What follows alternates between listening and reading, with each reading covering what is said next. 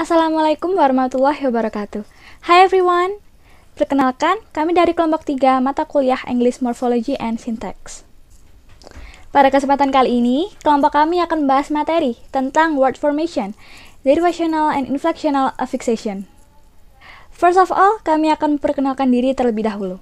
I'll go first. Hai semuanya, saya Fadila Zafar Mandini. Bersama rekan saya, halo, dan nama saya adalah Fira Karunia Apriliansyah. Perkenalkan, nama saya Fitri Ratnasari. Dan saya Gervasia Putriani Bulu. Okay, the first material is about what is the definition of word formation. What is meant by word formation is the process of forming words by adding a suffix to a word and forming words with other meanings by adding affixes to prefixes and suffixes. This is the process of word formation by combining, cutting, summarizing, or borrowing from other language, so that it changes the form of the word from the origin. Oke, jadi yang dimaksud dari definisi word formation yaitu sebuah proses pembentukan kata dengan cara menambahkan sufiks pada suatu kata dan membentuk kata dengan arti lain dengan menambahkan imbuhan pada awalan dan akhiran.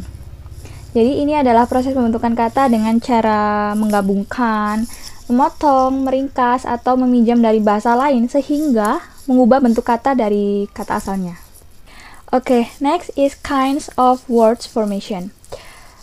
Number 1, compounding, coinage, conversion, borrowing, blending, clipping, back, acronym, onomatopoeia, derivation, and inflection. Wow, there are so many kinds of words formation. Tapi pada kesempatan kali ini kami hanya akan menjabarkan atau explain about derivational and inflectional. Setelah mengetahui bermacam-macam tentang pembentukan kata atau words formation, kita akan masuk ke materi yang kedua, yaitu tentang affixes atau imbuhan.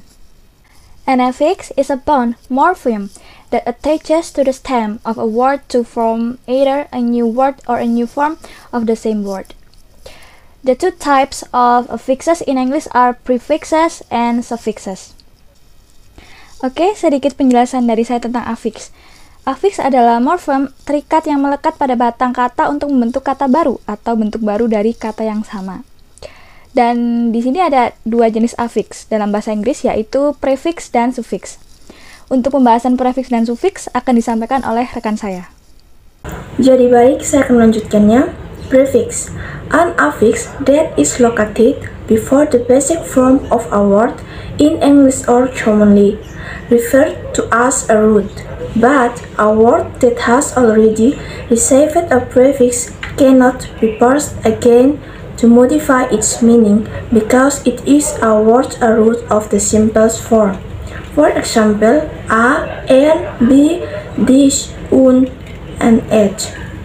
Jadi, prefix adalah affix yang terletak sebelum bentuk dasar suatu kata dalam bahasa Inggris atau biasa disebut root. Tetapi, kata yang sudah mendapat prefix tidak dapat diubah lagi untuk diubah maknanya karena merupakan kata atau akar dari bentuk paling sederhana. Contohnya, a, n, b, this, un, dan sebagainya. Suffix. Suffix is an affix that is located after the base form of a word in English or root, just like prefix, suffix cannot be parsed again to produce new meaning. For example, el, it, hood, nest, lie, edge. Suffix adalah imbuhan yang terletak setelah bentuk dasar suatu kata dalam bahasa Inggris atau root. Sama seperti prefix, suffix tidak dapat diurai lagi untuk menghasilkan makna baru. Contohnya al, it, hood, nest, lie, dan lain-lain. Derivational and inflectional affixes. Derivational affix is the word formation that creates the new meaning by addition or affixation a word which noun is derived from verb, adjective derived from adverb, and adjective derived into noun. An inflectional affix, inflectional is an adjective that refers to the formation of a new form of the same through inflectional affix. Oke, sekarang kita akan beralih ke contoh derivasional prefix. Di antaranya ada awalan e dengan meaning predikatif adjective with progressive aspect. Contohnya awake, afloat, dan a tremble. Selanjutnya imbuhan a atau an dengan meaning not atau without. Contohnya asexual, atonal, atheist, dan anemic. Selanjutnya Afro dengan meaning relating to Africa. Contohnya Afro-American dan Afro-Caribbean. Lalu after dengan meaning following after dan behind. Contohnya afterglow, afterlife, dan aftermath. Yang terakhir adalah awalan ambi dengan meaning both. Contohnya ambidextrous dan ambitendency. Selanjutnya ke contoh derivasional suffix. Di antaranya dengan akhiran able dengan meaning able to be dengan contoh excitable, portable, preventable. Yang kedua aholic atau oholic dengan meaning one with an obsession for. Contohnya workaholic, shopaholic, dan alcoholic. Yang ketiga akhiran n atau ian dengan arti relating to atau belonging to. Contohnya Italian, urban, dan African. Selanjutnya akhiran and dengan meaning a person who dengan contoh applicant, immigrant, dan servant. Yang terakhir dengan akhiran arian dengan meaning yang sama yaitu a person who dengan contoh disciplinarian, vegetarian, dan librarian. Di sini bisa kita lihat dengan contoh kata excitable. Kata dasarnya adalah excite yang merupakan verb lalu diberi akhiran able hingga merubah kelas kata menjadi adjektif.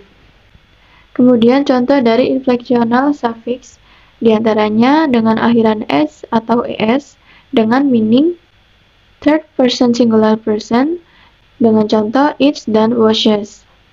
Selanjutnya akhiran ed dengan meaning simple past, regular past participle dengan contoh cold dan smile. Yang ketiga, akhiran n dengan meaning irregular past participle. Contohnya eaten dan written. Yang keempat adalah akhiran dengan ing dengan meaning present participle. Dengan contoh marking, arguing, dan writing. Yang terakhir adalah akhiran s dan es dengan meaning plural. Contohnya cats, dogs, watches, dan axes. Jadi bedanya dengan derivasional tadi, infleksional itu tidak mengubah kelas kata, sedangkan derivasional mengubah kelas kata. Selanjutnya adalah tentang types of word formation. Yang pertama adalah verb formation, berakhir dengan is dan ify. Dapat ditambahkan ke banyak kata benda dan kata sifat untuk membentuk kata kerja.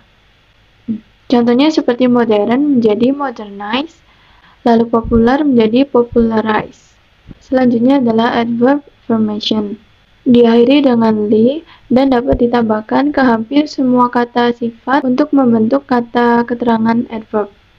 Contohnya seperti quick menjadi quickly, lalu stupid menjadi stupidly. Dan selanjutnya yaitu noun formation. Noun formation yaitu noun formation or the formation of nouns, endings er, men, and action can be added to many verbs to form nouns. Jadi noun formation itu yaitu pembentukan kata benda atau pembentukan kata akhiran. Jadi seperti contohnya yaitu ada er, men, and action. Yang pertama yaitu suffix er. Contohnya yaitu dalam kata drive terdapat morfem er menjadi driver, and fasten ditambahkan morfem er menjadi fastener. Contohnya yaitu bisa dibaca sendiri ya, that John drives a bus and he is a bus driver. Dan selanjutnya yaitu suffix men. Suffix men hampir sama ya dengan er tadi, sama-sama belakangnya ditambahi akhiran. Contohnya yaitu kata develop ditambahkan morfem men menjadi development, pay menjadi payment. Dan selanjutnya yaitu suffix action Ini sebenarnya sama juga ya kayak yang dan men tadi, hanya ditambahkan akhiran saja.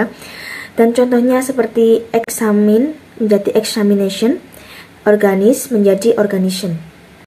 Berikutnya yaitu adjective formation. Adjective formation yaitu adjective formation on the formation of adjective endings ye, ical, full, and less can be added to many nouns to form adjective.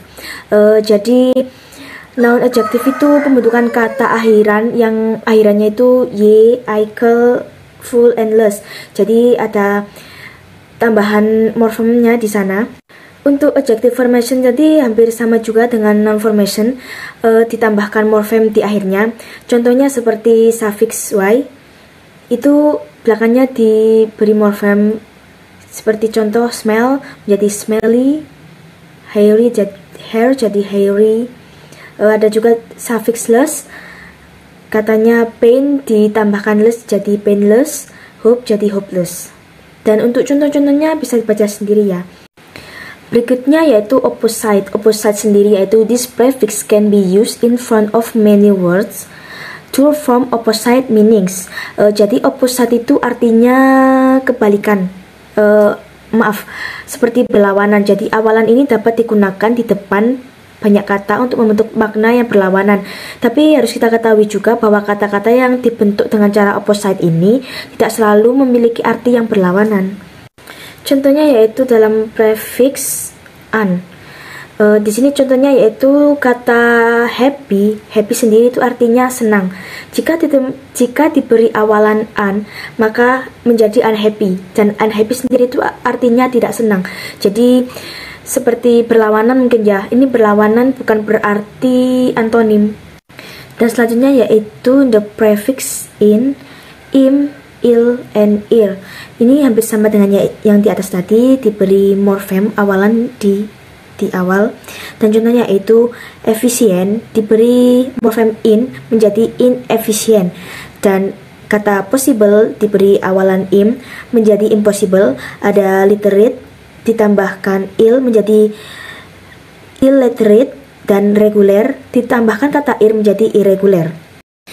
Selanjutnya yaitu affix analysis. Dalam affix analysis ini kita memakai contoh kata desire. Desire itu ada satu morfem, dan desire sendiri itu termasuk dalam kata noun yang berarti keinginan ya. Jadi di sini kita menambahkan 3 morfem yaitu yaitu un, able, dan it. Dan katanya menjadi undesirability. Itu sudah bukan kata benda lagi, bukan noun lagi, melainkan menjadi kata verb, menjadi kata kerja yang artinya tidak diinginkan. Selanjutnya yaitu kita mengambil contoh rely. Rely sendiri itu artinya mengandalkan. Rely itu termasuk verb ya. Itu kata dasarnya adalah rely. Jadi kita menambahkan 3 morfem lagi yaitu un, able, dan it. Jadi sama ya seperti yang tadi. Untuk kalau kata rely ditambahkan 3 morfem yang un, able, dan it itu menjadi unreliability.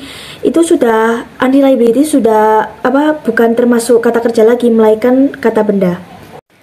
So many presentation from the group. Apabila ada salah kata mohon dimaafkan. Wassalamualaikum warahmatullahi wabarakatuh.